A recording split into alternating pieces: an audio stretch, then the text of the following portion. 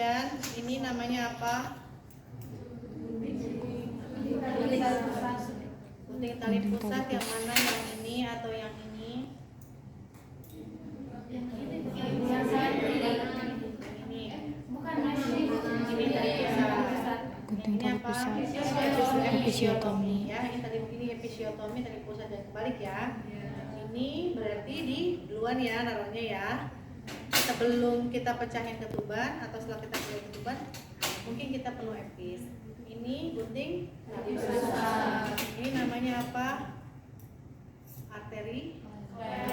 Ya, bukanya kalau kamu buka begini nggak bisa karena dia ada geriginya. Jadi kamu angkat geriginya, Bu. Coba bisa nggak? Dan karena steril ya. Kemudian ini ada benang tali pusat. Kalau misalnya dia tidak menggunakan umbilical cord, ini namanya umbilical cord ya. Teman-teman mungkin Medical cord. pernah lihat ya. Ini steril, jadi masih kalau ditaruh di bak instrumen, Anda tinggal buka. Jangan diambil begini ya, jangan diambil begini nanti all steril. Anda cemplungin aja. Paham ya? Tapi kalau udah dikunci ini kalau udah dikunci, ini nggak bisa kebuka lagi. Kalau misalnya menggunakan kan tali pusat tuh gini ya. Nah, ini kan ngeklem. Ini banget apa? Kesep. Nah, tali klemnya. Ya kan? Diklem, ya kan? Diklem kan? Kalau kamu menggunakan tali maka klemnya kan harus dua diikat. Tapi kalau pakai umbilical cord, kamu cetrepin ini satu, kamu cuma pakai satu arteri klem. Nanti kan ini dibawa pulang ya, sampai tali pusatnya putus. Ya. Jadi ini nggak dibuka-buka, nanti lepas sendiri. Nggak, ini nggak lepas sih sebenarnya, karena tali pusatnya ini yang mengempes ya. Jadi kendor. Tapi ini kalau udah saya klik, saya nggak bisa ngebuka lagi. Ya. Ini namanya delay. Delay ini untuk non-suction. Jadi kalau bayinya itu memang tidak menangis, kemudian sebelum misalnya kayak di sini nih, ini nggak ada set resusitasi dan relokasi di ujung sana. Anda pakai delay dulu.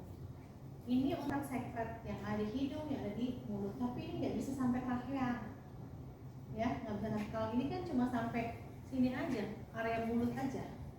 Ya, jadi caranya itu adalah ini ada air ya, ini kosong. Jadi kalau kita pump begini, air akan narik. Jadi kalau misalnya makein mau baru begini, jadi ada pump dulu, nanti dia akan narik. Ya, kalau begini nggak akan narik ya, kamu pasti apa? Contohnya ya, kalau nggak percaya ada cemplungin aja ke sini. Kalau Anda kerja sendiri, tapi kalau Anda ada teman, ya ada teman Anda yang bikin simpelnya. Kemudian under pack, ini untuk nanti di bawah ya, di bagian bawah si ibu. Kemudian ada ringneck atau doppler. Ini saat kita mau menolong persalinan kan, bayi itu semakin turun kan supaya oksigennya semakin kurang ya. Makanya kenapa pada selama bayi itu belum keluar, Anda perlu memantau GJJ janin setiap berapa menit? 30 menit ya, setiap 30 menit dicek GJJ-nya. Ya. Oke, udah. Jadi ringneck atau doppler, kemudian near beacon atau bengkok. Terus ada kemudian selebihnya ada perlengkapan ibu dan bayi. Perlengkapan ibu dan bayi kayak bedongan bayi. Ini handuknya mana ya? Air yang dimasak, air matang gitu ya. Yang kan kalau air mendidih sampai sekian derajat ya steril. Sampai saat ini masih itu untuk full packaging. Jadi kalau dulu masih menggunakan sabun, sekarang enggak. Kemudian set biasa pemeriksaan fisik sama meteran. Oke, sampai sini teman-teman ya kan. Tinggi fundus uteri. Ini kaki ibunya di sini ya. Ini kan kita bagi sebelah kanan sini. Ya, pos 1 Anda hangatkan dulu, jangan lupa ibunya sudah pipis dulu kan. Anda hangatkan tangannya, kemudian kumpulin, diraba, Anda taruh begini. Jadi fundus itu gini loh, Neng, mana tadi balonnya? Tahu nih juga. Udah mau pakai ini. Kalau misalnya, oh ternyata kepalanya udah masuk nih, nanti saya akan melakukan level 4. Kamu level 2 balik. Mesti jelas ya? Balik level 2 teraba nih, oh lurus ini, tunggu, berarti ini beda. Berarti buka atau ya. Nah kalau misalnya dia udah masuk pintu atas panggul, ini.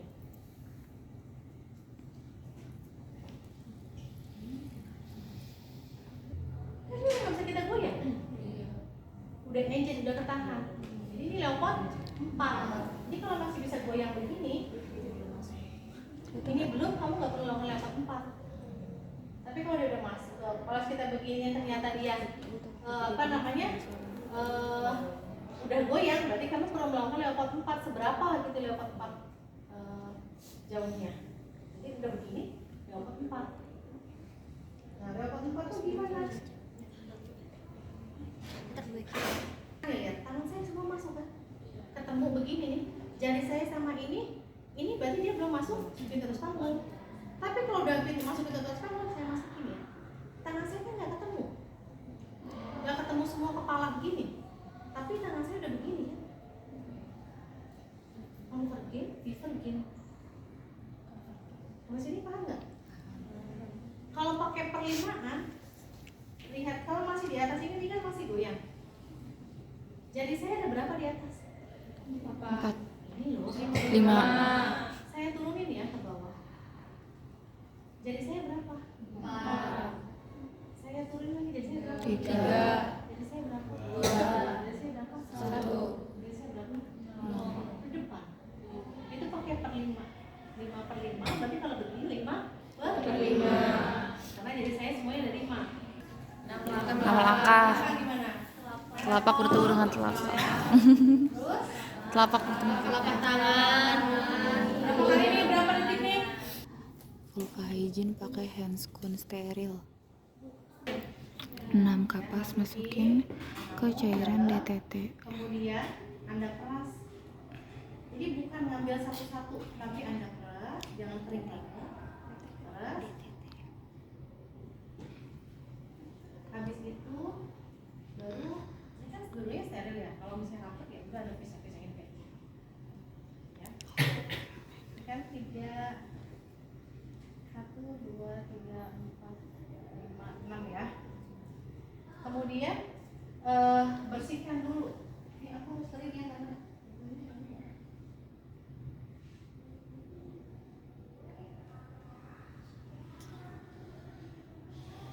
bersihkan dulu. Ini labia minora kanan kiri, minora dalam kanan kiri, kemudian klitoris sampai dengan anus, baru perineum. Jadi 6. 1 2 3 4 5 6. Paham ya? Paham. Ngambilnya yang satu, kalau kamu nggak kalau misalnya tangan kamu Labia mayora kanan kiri, labia minora kanan kiri, klitoris sampai anus, terakhir perineum. buang. Mana bengkoknya lagi ya?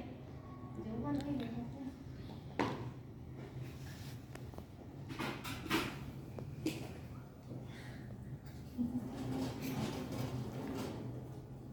Tempatnya kecil.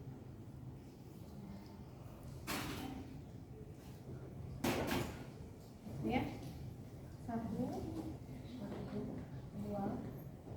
kemudian kita ambil lagi nih 2 buang. Anda buka tadi yang 3 buang, 4 buang, kemudian 5 ini sampai dengan sini ya. 6 perineum ya. Iya. 6 selesai. Klitoris Perineum. sampai anus. Perineum. Kalau kamu Ini kan, dibuka labianya, masuk jarinya. Jangan membuka depan begini. Depan vagina, kalau depan vagina itu ya memang lebar. Jadi kamu cari porsionnya, sambil cari porsionnya. Ini kan dia kan agak di dalam, baru kamu masuk. Oh ini pembukaannya, saya berarti ini 3-4 cm, ketubannya masih utuh karena ada balon kayak gini ya. Ketubannya masih utuh, presentasinya kepala, bubur kecil depan, berarti kan belakang kepala nih. Nah, PT ulang, oh pembukaannya lengkap nih. Pembukaannya udah lengkap, kemudian ketubannya masih utuh. Ketubannya masih utuh. Saya lepas ini ya, saya mau pecahin ketuban soalnya. Boleh tahan di sini enggak?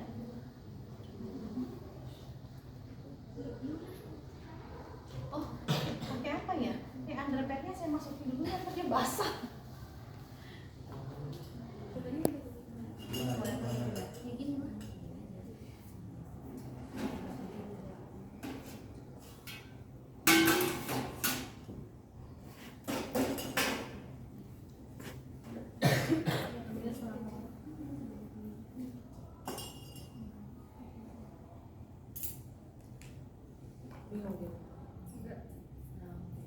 Setengah pohonnya ambil. Ini setengah pohon. Oke ini ya, bukan ini. Ini bukan korentang ya. Ini bukan korentang ya. Ini bukan korentang. Ini buat tampon. Ya kalau korentang kayak gunting saya pakai tangan kiri. Yang saya ambil bukan ujungnya ini. Ya. Kemudian kamu lihat ini tuh kan saya tangannya dalam begini ya. Ya. Ini kan rasanya kan tajam. Tajam ya? Nih, tajam rasanya. Rasanya tajam. Jadi kalau bisa dua jari saya begini, kamu putar dulu di luar, kemudian kamu pegang. Tangan kiri kamu menutup pelupa. Sampai sini? Bingung? Bingung. Ya, tangan saya kan begini di dalam, ya kan? PT. Nih. Kemudian tangan saya rapatin begini. Saya ambil ini, jari saya kurang naik nggak? Kelihatan kayak ini? Ya gimana tangan gue mau ngomongin? Tapi kayak salah. Jadi naikin lagi sih, naik ke atas ya. Begini kelihatan? Ya. Ini kan tangan saya awalnya begini nih, saya PT. Oh ya pembukanya lengkap nih, udah nggak serabah kan? Nah ketubannya masih utuh. Kemudian porsinya udah tipis, penyusupannya negatif, jaraknya nggak ada hambatan. Saya mau pecahkan ke ketuban. Maka tangan saya darinya begini, saya berubah begini nih. Kemudian ini yang bagian tajam yang runcingnya itu masuk ke sela-sela jari saya ini. Paham? Sini masuk ke sela-selanya, ke sini saya putar ke atas. Kan awalnya begini nih. Awalnya kan begini. Nah, saya putar ke atas begini, kemudian saya ambil pakai tangan saya jempol. Gitu ya. Tangan kanan kiri saya itu tutup pelupa. Kenapa? Karena untuk menghalangi muncrat ke kita. Paham sampai sini? Kalau bisa udah ketahuan saja, udah tanda-tanda nih. Doran teknis vaginal pulmonnya udah ada. Udah pakai Google Glass kamu. Jelas ya? Kita mulai ya, lihat CV ini chat. Kalau saya bilang dia misalnya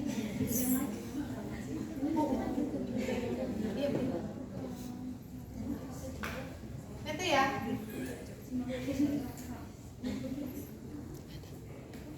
Nih. Kemudian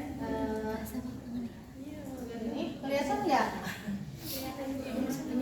Kelihatan? Ya.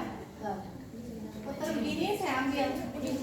Tangan saya torengnya ke sini. Tutup pulpa. Ini sorry ya kalau agak bedak.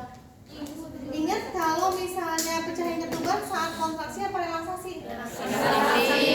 Ini saya kencengin, kalau enggak nanti dia nggak pecah soalnya. Ya, torengin.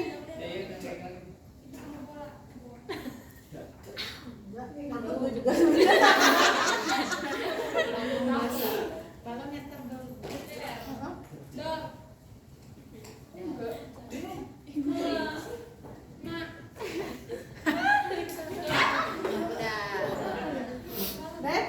ketuban, kemudian tangannya kan pegang begini. Akhirnya keluar ya? Keluar begini. Udah gitu, ini kan tadinya begini awalnya ya. Kita putar lagi ke sini. Baru diambil lagi, taruh di bengkok. Nah, jari kamu di dalam itu masih di dalam. Karena dia tadi di itu gini. Nah, dia kan ketubannya udah pecah. Dia kan robek, maka kamu harus lebarkan selaput ketubannya. Dilebarin selaput ketubannya. Dia tangan ini pakai jari yang dalam. Dilebarin selaput ketuban. Sampai sini? Paham? Munculan sisi itu. Kalau kamu lepas, kamu buang handphone kamu, dia ibu ini nggak biarin aja. Kamu buang tempat sampah ya, tempat sampah dibuang. Tempat sampahnya mana ya? Yang nggak apa tempat sampah ya? Di bawah. Boleh nggak sih ini apa? Tempat sampah. Ya di bawah ibu itu pakai tempat tidur yang ginekologi tau? Iya. Sebenarnya posisi ibu melahirkan suka-suka dia.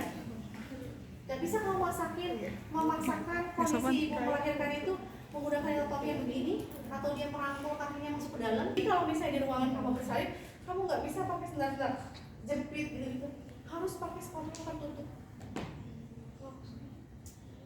Kayak dia ada luka kan? Ya nggak? Sebelum pakai handskun steril, pastikan oksitosin sudah terpecah. Dipecah obat yang di ampul. Pakai handskun sebelah kanan dulu untuk menuangkan oksitosin ke dalam split.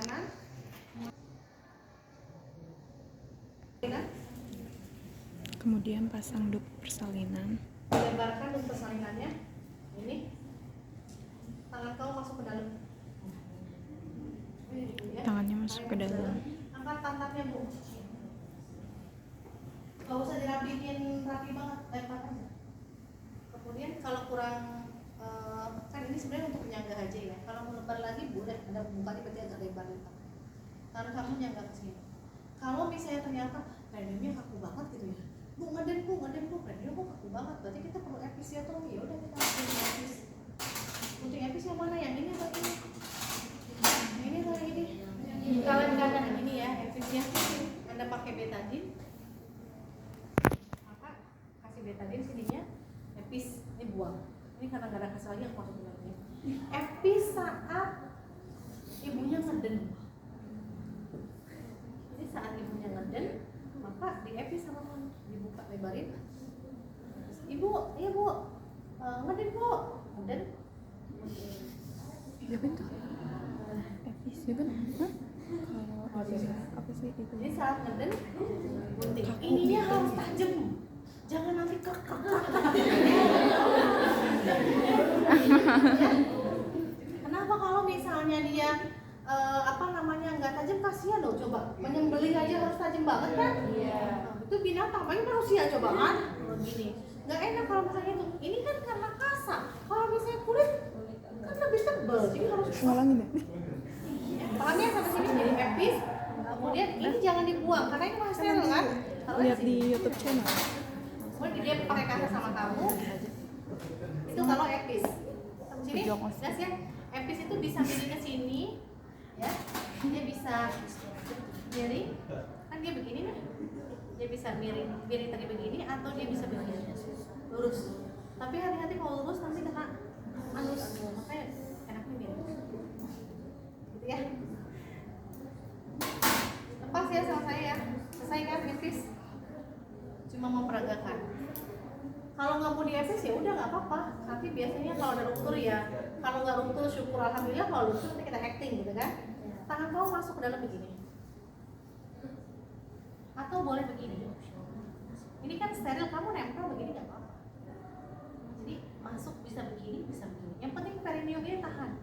Karena kan sebaik lahir nanti dia akan pegang gini, ya kan? Bayi laki ini kan perineum nih. Dan semakin bayi nongol coba aja. Nongol dia akan begini. Perineumnya. Semakin tipis kan? Kalau misalnya semakin nanti dia robek. Jadi makanya kita tahan supaya dia enggak. Sampai sini? Kau bawa bapak coba tolong. Udah punya anak belum? Udah kali. Raja udah punya anak masih? Raja, lahir SC apa lahir normal? tahan begini atau begini? Boleh, yuk dorong. Tangan kamu, bayi itu kan saat lahir kan dia begini ya. Ngeden bu, ngeden bu, gitu kan? Makanya kan kamu tahan di perineumnya gini kan? Ngeden lagi bu, gini kan? Ngeden lagi bu. Iya bu, bagus bu. Udah begini bu, suruh batuk nih.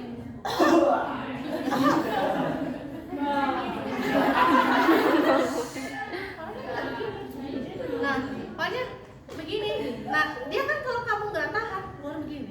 Bu ke dalam lagi bu. Nah, kalau yang kamu nggak tahan, dia kan begini nih, parahnya. Makanya tangan kita harus begini supaya dia tidak mengalami defleksi maksud. Kalau begini, sini ada klitoris say. Saat dia begini, robek klitorisnya. Jadi makanya supaya tidak terlalu dongak begini. Sampai sini, paham ya? Nah, posisi bayi itu kan dia keluar tuh begini. Yang paling kecil, yang paling gede. Kelihatan nggak? Salah kan? Kenapa sih selalu sampai kawan iya. Bayi itu kan gini ya. Nih, kalau dia punggung kanan, kamu nepuk dulu begini biar gampang. Ngapain sih? Bengket lagi. Nah, dia kan buka nih punggung kanan. Yang begini tuh cuma punggungnya begini, kepalanya begini. Makanya nanti dia akan di luar, terus dia akan mengatakan putaran rotasi luas atau di luar, diputar searah punggungnya. Nah, otomatis bukan kamu yang muter. Bukan kayak beda-beda teman. Bukan gitu. Dia akan, makanya kenapa orang bisa melahirkan secara sendiri. Sebenarnya kan dia proses dengan gravitasi. Tuhan tuh menciptakan sempurna perempuan tuh kelahiran tuh. Dia tanpa ditolong dia bisa melahirkan sendiri. Tapi kalau misalnya sesuai panggulnya cukup untuk keluar, bayinya juga profesional untuk panggul bisa. Gitu. Cuma yang nggak bisa ngeluarin ya plasenta, susah. Kalau ini mah orang dia ini sendiri. Paham ya? Jadi dia akan mengadakan putaran udah begini nih, punggung begini dia begini. Putaran rotasi luarnya begini, secara bu, kalau punggungnya di sebelah kiri gimana ya, tinggal putar punggungnya begini, bayinya begini lahir. Nah, dia akan putar punggung. Nah, paham? Balik bisa, taruh. Ya, ngeden ya ibunya. Tarik nafas panjang bu, ngeden, ya. Tangan aku nggak taruh di bawah ya, say, biar kamu lihat ya. Jadi saya di sini ya, tapi anggap dia di dalam sini. Yuk, ngeden bu, tangan kamu di sini, bukan begini ya tangannya. Bukan begini, enggak, tapi begini nih. Ngeden bu, ya bu, terus bu, pinter bu, lagi bu, pinter ibu, lagi bu, ngeden bu, terus bu. Bayi itu kayak Syahrini, maju mundur cantik, bener. Udah pembukaan lengkap itu belum tentu bisa langsung lahir, langsung. Dia kadang kalau bayinya kecil bisa meluncur langsung nggak golosol gitu lah kata si Lama. Tapi kalau bayinya itu gede dia maju mundur cantik sekali. Dia begini ngeden bu, maju lah. Makanya orang bilang jangan lama-lama itu bayinya udah di bawah nanti nggak nangis. Nanti takutnya kenapa? Karena aliran darah saat di bawah, aliran darah oksigen ke dalam ke janin saat dia di dasar panggul itu berkurang, makanya terjadi taki. Nanti bayinya nggak nangis, itu yang dikhawatirkan. Habis ini paham nggak? Makanya ngeden kalau yang maju mundur, paling suruh panjang kan? Iya. Kan maju mundur. Aku panjang nggak? Maju mundur cantik. Ya. Ibu, ngeden bu, pinter ibu, lagi bu. Ayo bu, terus bu, iya bu, terus bu, yuk. Ini kan gini batukin bu, ho.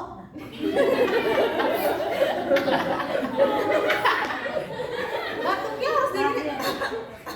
Coba saat kamu batuk, ada tekanan nggak di bawah? Nah, gitu. Jadi kalau misalnya dia ngeden terus, itu kekencengan dia ngedennya. Jadi kalau udah sedikit begini, udah begini, udah tinggal jerotokan, batuk bu yang kenceng bu, nanti masuk dulu. Batuk bu, ini mengurangi terjadinya ruptur perineum.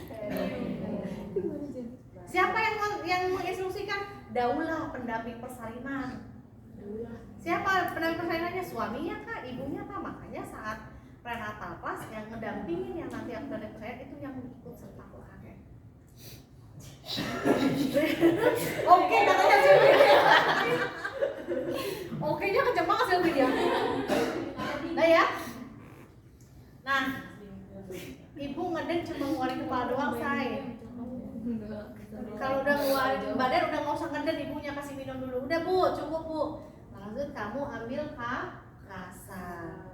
Kasa pernah nonton film Zorro bukan? Enggak. Apa ya? Film Kobo yang dia kalau ketemu musuh memberikan tanda Z. One Piece. Hah? Oh, nggak tahu dulu namanya saya Zorro soalnya. Rambutnya hijau. Oh bukan.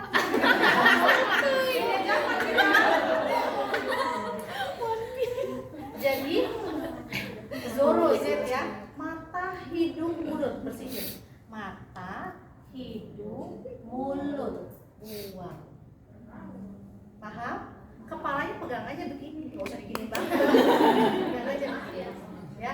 Kemudian bayi akan mengadakan putaran rotasi luas searah punggungnya. Bukan kita yang muter, dia muter sendiri. Gini ya. Setelah itu kan kamu naruh nih, anu nih, Nesya, siap-siap, anu, ya. Kemudian kita akan tarik dia nih, tarik keluar. Jadi keluar bahu, sama kita tarik. Coba bayangkan kemarin kalau kita pakai pantung itu di parietal, frontal, parietal, occipital. Frontal, parietal, biparietal, berarti di parietal kita. Nih, parietal, biparietal. Ini Ya. Tarik ke bawah, ada berapa tarikan? 4. Bahu atas, bahu bawah, panggul atas, panggul bawah. Bahu atas, kalau bagian atas berarti kamu nariknya kemana? Ke atas atau ke bawah? Ke bawah. Kalau bagian bawah kamu mau nariknya ke atas. Tapi bukan kayak pompa dragon, tahu nggak? Tahu nggak di kampus Sunda masih ada, besok kita lihat di Tenjo masih ada pompa dragon, tahu nggak? Nah yang begitu pompa dragon. Jadi bayi ini bukan pompa begini-begini, kan salah.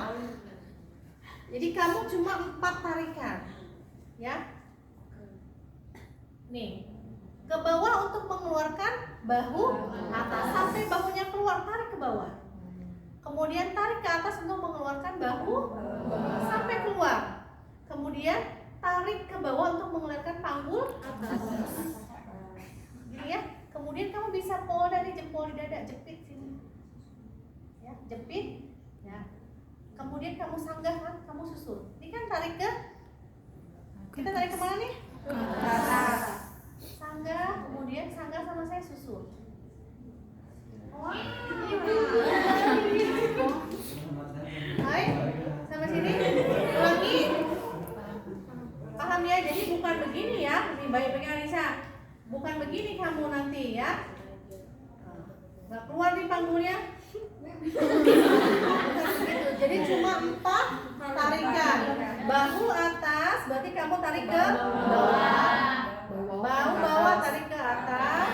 Kemudian panggul atas ke bawah, kamu atas. Kalau ini berarti begini nyusulnya. Kalau dia puki, ya begini nyusulnya. Tarik ke. Paham ya? Udah. Nah setelah itu bayi tidak boleh kita begini kan, tapi kita miringkan. Kalau misalnya kan bayi kan di perut mamanya nih gini ya, kan dia begini, maka namanya begini. Jangan begini. Kenapa nggak boleh begini? Bayi itu refleks menelannya masih belum bagus. Jadi kalau misalnya nanti kita pas dia bersihin, kita bersihin, ternyata ada sekret sininya, aspirasi, malah kita yang repot. Dia dimiringkan, jadi saat aspirasi kan dia akan ngalir. Jadi dimiringkan, miringin. Terus si ibunya dia begini. Nah, keringkan. Manajemen bayi baru lahir apa? Keringkan, dikeringin nih. Kan banyak yang ketuban, keringkan, hangatkan, rangsang, taktil. Jadi dikeringin, keringin. Nesya, dia bagian bayi baru lahir dia ngeringin, karena dia bagian bayi. Nah, tugas saya suntik oksitosin.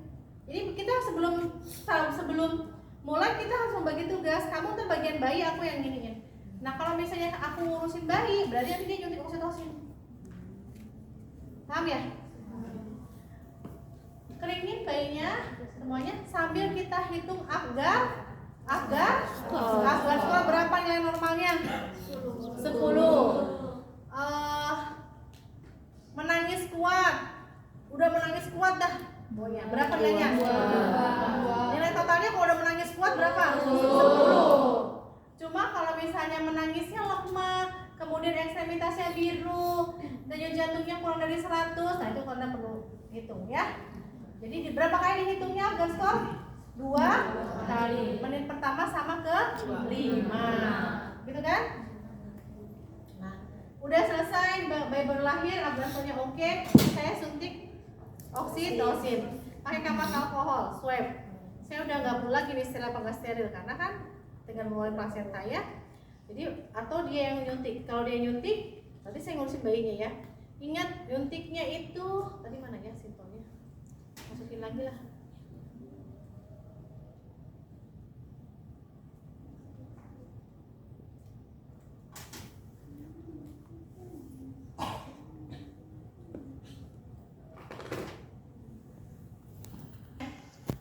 Sorry ya, aku putus ya ininya ya. Nanti nusuk pisang ya. Baik ibu itu kan mohon maaf ya, yang cowok saya bukan tidak sopan, tapi saya mengajarkan. Kan paha, ini kan paha nih, ini panggul nih, ya. Kemudian kamu bagi dua, dia kan suntiknya di muskula, otot, ototnya kan di sini kan, ini kan otot nih. Ini bagi dua, ya. Kemudian kamu bagi 3, 1, 2, 3, maka sini. Ya, kamu kan begini, kamu suntik IM, aspirasi, tidak darah masukin. Jangan dibuang, taruh sini lagi. Kenapa? Karena kita harus mengecek apakah nanti plasentanya normal, lepas apa belum. Kalau dia belum lepas, mungkin dia membutuhkan oksitosin kedua. Kalau 30 menit sejak lepas, dia mungkin membutuhkan oksitosin kedua. Ya, sampai sini ya. Jadi suntiknya, kalau IM suntiknya gimana? Full apa enggak? 90 berarti full ya. Kalau misalnya dia itu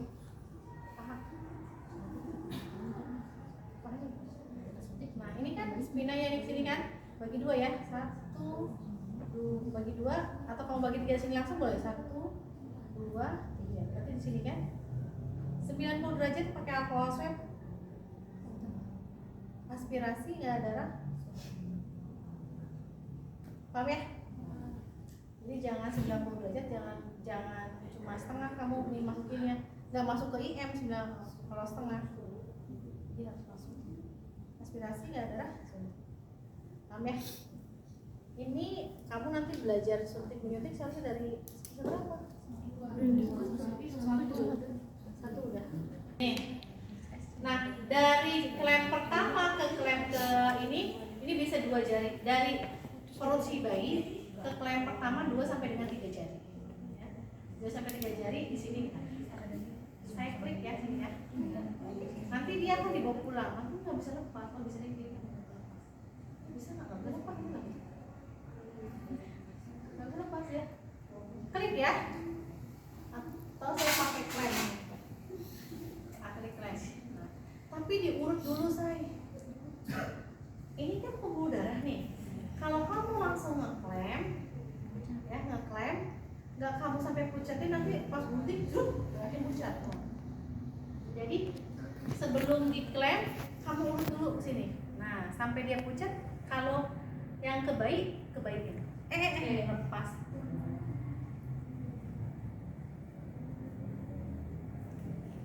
Ya, kebaik, nih klem. Ya. Selesai, kemudian dari klem pertama ke klem kedua itu kurang lebih 2 jari atau kurang lebih 2 cm. Itu dipijitnya ke arah sini. Sampai ini pucat, jangan nggak pucat. Kenapa kalau nggak pucat nanti masih ada darah di sini saat digunting muncul darahnya. Sampai dia pucat. Sampai dia pucat diklem.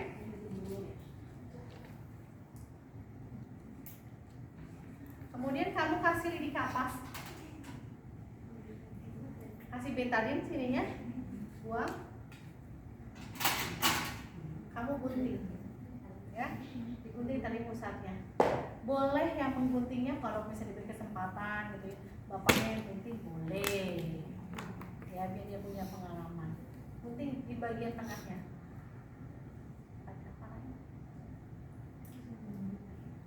Oke, ini taruh sini. Ini dibiarin aja di sini.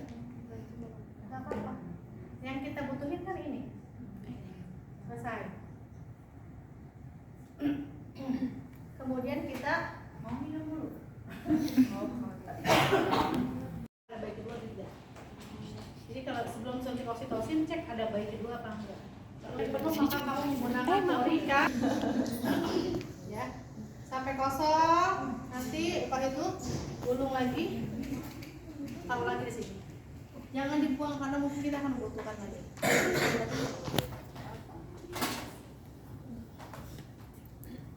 Kita akan melakukan PTT, pergelangan tali pusat terkendali. Nah, ini tali pusatnya PTT, manajemen aktif kelas 3 yang ke pegang tali plasentanya begini. Tanda-tanda plasenta lepas. Kalau misalnya ini kan perut ya, dorsokranial, Anda pegang bagian bawah, tarik ke atas. Kalau saat dia kita tegangkan, ini tali pusatnya memanjang, tambah memanjang, kemudian kita lepas, dia tidak masuk lagi ke dalam, berarti udah lepas. Tanda-tandanya adalah perutnya lebih globular, lebih membulat, uterus lebih membulat, kemudian uterusnya lebih membulat, kemudian darah akan keluar lebih banyak, tali pusat lebih memanjang. Itu tanda-tanda pelepasan plasenta. Dorsokranial ini kan perut si ibu nih, kita pegang begini. Dorsokranial, tarik, ya. Kemudian kalau misalnya dia belum lepas, pegang ini. Dia belum lepas, saat saya tarik dorsokranial, saya tarik, ya, ini panjang. Tapi saat saya lepas dia akan masuk lagi. Ya kan? Coba lihat. Saat saya lepas dia akan masuk. Tapi kalau dia sudah lepas, saat saya lepas dia tambah panjang, nggak masuk ke dalam. Lihat itu tanda-tandanya pelepasan plasenta. Darah keluar lebih banyak. Kalau pada selepas dia nggak keluar lebih banyak. Selesai. Pegang. Sorry nggak usah dipegang. Dorsokranial. Bayinya apa tubuhnya gini aja atas ya. Ini didekatkan kan nggak mungkin sih kalau main layangan. Ini tali pusat dia kan panjang. Klemnya dekatkan sedekat mungkin dengan vagina. Jadi kamu susur begini, pindahin tadi. Paham ya? Pegang lagi, ini pegang.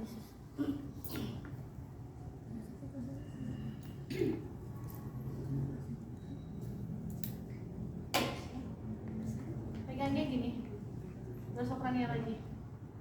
Ya. Kemudian ke atas, ke bawah, kamu ingin ya. Setelah dekat dengan vulva, ini kan dia nggak elastis nih. Dia ke atas, ke bawah, nanti dia akan begini. Setelah di depan, kamu minta asisten untuk ngambil kom. Tangan kamu putar searah jarum jam, masuk ke dalam, ambil plasentanya, putar searah jarum jam. Di bawah. Taruh di kom. Biarin dulu. Lap tangannya. Kemudian kamu bukan ini ya. Masase uterus. Masase uterus. Ambil kasa, ambil di eksplorasi, dibersihin. Buang kasanya, ambil lagi, eksplorasi. Sambil dimasase sampai uterusnya itu bulat begini. Bulat begini. Kencang. Kalau uterusnya sampai bulat begini kencang berarti kontraksinya baik. Tapi kalau misalnya perutnya lembek, datar lembek begitu, nggak ada jendolan kayak begini, itu berarti kontraksinya tidak baik. Resiko perdarahan. Jadi sampai jendol begini. Kenapa harus sampai jendol begini masa uterus? Kira-kira kenapa? Kenapa kira-kira?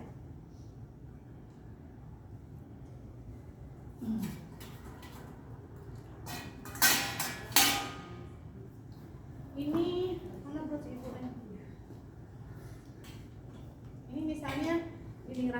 aja, coba pegang. Ini kan nempel begini, ya kan? Ini kan banyak kortiledon. Kalau pohon saat kita pernah nyabut singkong, pernah ya? Kalau dicabut, kira-kira apa yang terjadi tanahnya? Ada bolong ya kan? Ada bolong karena akar. Jadi ini begini, saat dia lepas begini, ini kan ada kayak geruak luka kan? Nah, kalau misalnya lukanya itu, kalau rahimnya itu nggak berkontraksi, nggak kencang begini, nggak kontraksi, darahnya gimana? Loncat terus nggak? Tapi kalau rahim itu kontraksi, dia kan ada pasokan kontraksi pembuluh darah, ya nggak? Platelet segala macam nyamber ke situ kan? Nah, jadi saat dia berkontraksi, maka pembuluh darahnya kayak orang didep, tau nggak? Dihentikan pembuluh darahnya. Jadinya dia tidak terjadi perdarahan. Makanya harus berkontraksi lagi. Kan sini tahu nggak?